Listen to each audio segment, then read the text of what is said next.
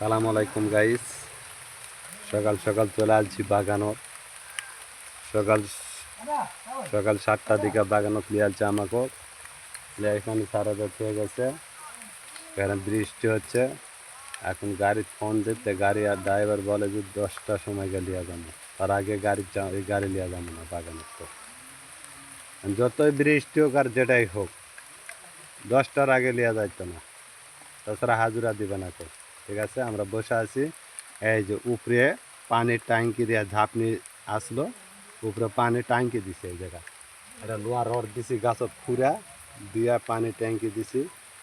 ঠিক আছে, জানি না কটার দিকে লিয়া যাবে। এখন বর্তমানে বাগানতে পুরে আছি, বৃষ্টি হচ্ছে, এই যে পানি হচ্ছে, এই যে পানি জড়ো হয়ে গেছে দেখছেন।